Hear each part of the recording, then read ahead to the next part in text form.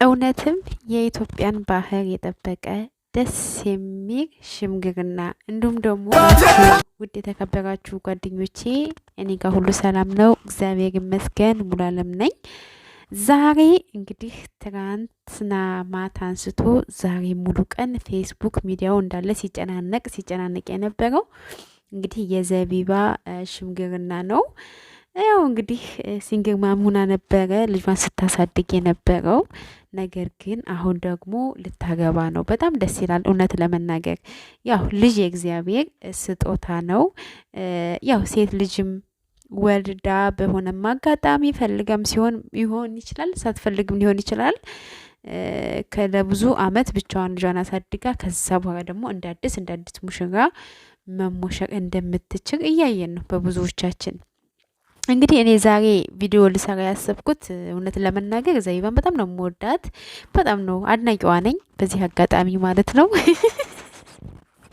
ያው መቼም ሲያደንቁ ላድንቅ በሚለው ሳይሆን እኔ በጣም ነው ማደንቃት እና እንግዲህ ይሄንን ሸበላ የሆነ ሰውዬ ደግሞ እኔ ስሙን አላውቀውም፣ ግን ቲክቶክ ላይ በጎ ስራዎችን ሊብ ላይ እየወጡ ከብዙ ወንድሞቻችን ጋር ሲያወሩ ማታ ማታ ቁጭ ብሎ ሊብ ላይ ሰዎችን እያገዙ ከሚገኙት መካከል አንዱ ነውና የሆነ ጊዜ ሊብ ላይ ገብቼ እሱም የተለያዩ ልጆች ገብተው ስለ አዲስ አመት ነው ስለ ፋሲካ በዓል የፊታችን ፋሲካ በዓል ነበረ። አሁን ማንን ያዝ ነው ያኔ የሆነ ፕሮግራም እያዘጋጀች ያው በገንዘብ ምናምን እያጠራቀሙ እንደሆነ ብዙ ነገር አይታችኋል፣ ሰምታችኋል። በተለይ ቲክቶክ ላይ የምትከታተሉ ልጆች እዛ ቲክቶክ ላይ ምናምን ብዙዎቻችን የእሷ ተከታይ ከሆናችሁ እያየን ሰራ ነበረ። ይሄንን ያህል ማብራራት አያስፈልግም እና እጠረጥር ነበር። እመቤቴን ነው የምላችሁ፣ ውስጤ ይነግረኝ ነበረ የሆነ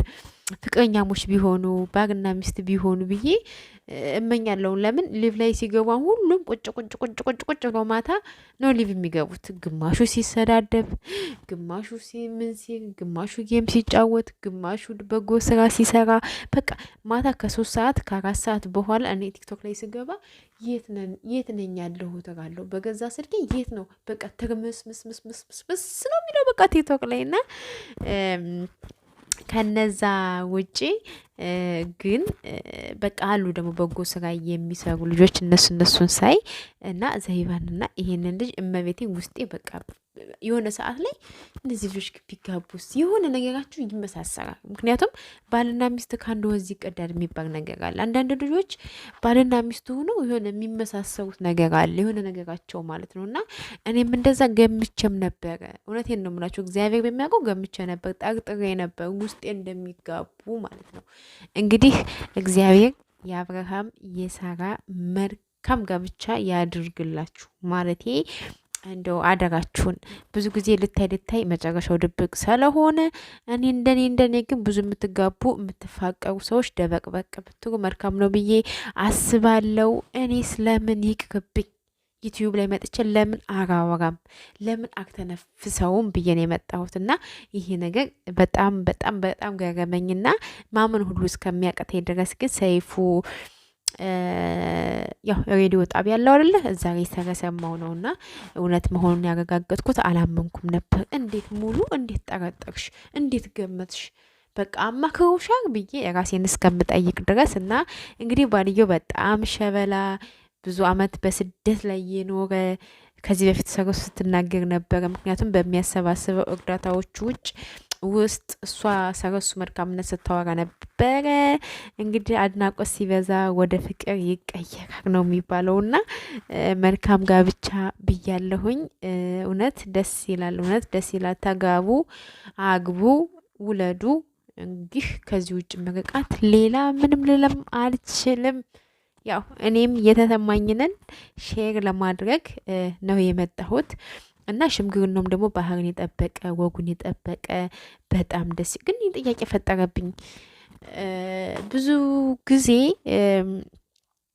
የሆነ አሁን ላይ ሽምግልና ሲካሄድ ቤቢ ሻወር የሆነች ሴት ስትወልድ ስትል በጣም ብዙ በዓላቶች እየበዙ ነው እና ሽምግልና ደግሞ እንደዚህ በቃ ለሽምግልና እየተዘጋጁ ቦታዎች አሉና ደስ ይላል። ኢትዮጵያ ደስ ይላል። ያው ያለው ማማሩ በሚለው ማለት ነው። እና ያው ሽማግሌዎቹ ምኖቹም ፎቶ ሲነሱ የተነሱበት ቦታ አካባቢ ምናምን በጣም ያምራል። እና በጣም ለውጥ አለ ኢትዮጵያ ውስጥ ጋይስ፣ በጣም ለውጥ አለ። እና መልካም ጋብቻ ለእኛም ለአጨብጫቢዎቹም እግዚአብሔር የእኛ አዳም እስከሚመጣ ድረስ እኛ እናጨበጭላለን፣ እናጨፈጭባለን፣ እንድራለን። ከዛ ደግሞ ሲፋቱ ተፋቱ እንላለን። በቃ ወሬው ይቀጥላል። ግን ብቻ ለማንኛውም መልካም ጋብቻ፣ መልካም እንግዲህ ያው ሰርግ ነው የምንጠብቀው ከዚህ በኋላ ማለት ነው።